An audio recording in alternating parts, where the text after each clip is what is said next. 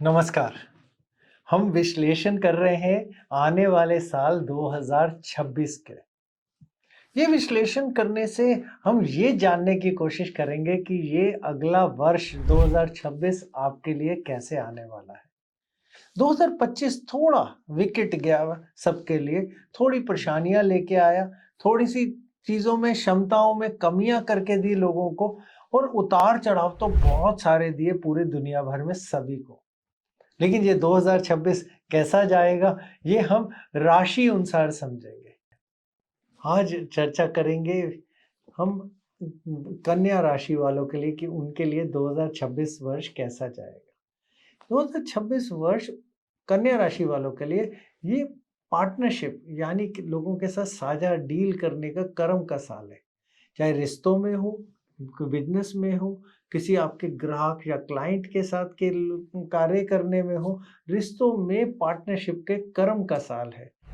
शनि आपके 7वें भाव में है, इसलिए बहुत मैच्योरिटी बहुत ज़रूरी है। कमज़ोर जहाँ पे भी आपके कनेक्शन होंगे, जो कहते हैं रिश्ते होंगे, वो टूट सकते हैं, और मजबूत संबंध जिनके साथ भी होंगे वो स्थिर ज़रूर होंगे और टिकेंगे। गुरु साल की शुरुआत में सपोर्ट बहुत अच्छा देंगे, फिर मध्य वर्ष में कैरियर को लाभ और मजबूत करेंगे, और साल के आखिर तक आपका नेटवर्क या फिर जो भी लोगों से आप मिलते हैं उनमें विस्तार पाएंगे।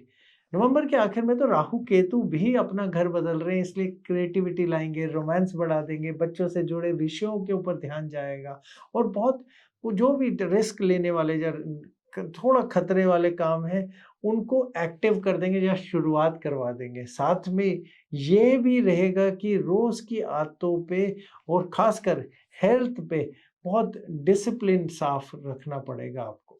शनि की बात बोले तो 7वें भाव में है, जो विवाह पार्टनरशिप का है या फिर हमारे पब्लिक लोग के साथ डील करने में है।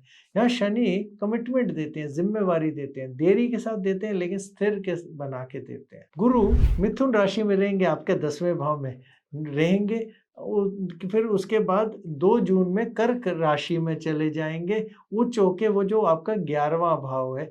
फिर उसके बाद सिंह राशि में चले जाएंगे, जो आपका 12वां भाव है 31 अक्टूबर के बाद। राहु आपकी कहते जो कुंभ राशि है, जो 6वां भाव है उसमें है, और जो केतु है वो आपके 12वें भाव में है। ये कंपटीशन का भाव है, दुश्मनों को हराने का भाव होता है।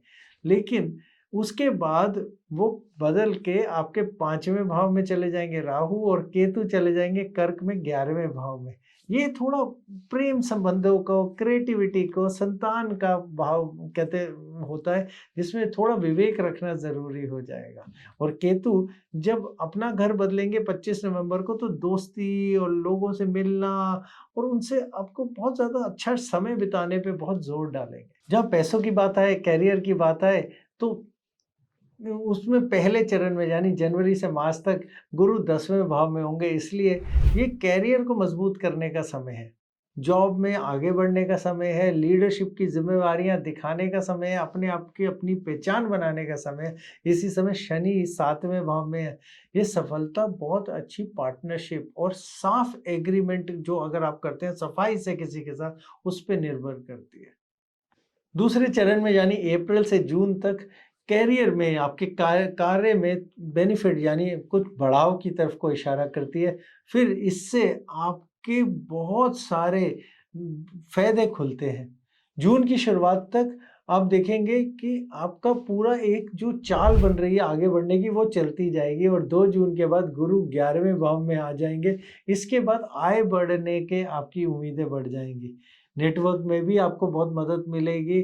आप देखिएगा कि अगर लोगों को आप कुछ बताना चाहते हैं और आप अच्छे वक्ता हैं, तो बहुत सारे लोग सुनने वाले आ जाएँगे। ये समय है बिज़नेस का एक्सपेंशन आगे बढ़ाने का, ग्राहकों की ग्रोथ यानी उनको और ज़्यादा अपने पास लाने का, और दूर की लंबी इच्छाएँ जो दूर के हमारे लक्ष्य होते हैं, उनकी पूर्ति के लिए काम करने का।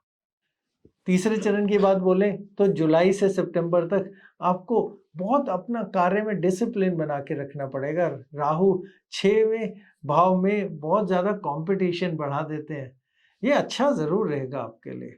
आप देखिएगा कि जो भी एग्ज़ाम देंगे, इंटरव्यू देंगे, उन्हीं सभी बाधाओं पे आप विजय पाते जाएँगे और आपकी जो रोज़ की कहते हैं डेली रूटीन है वो बहुत सुधरेगी।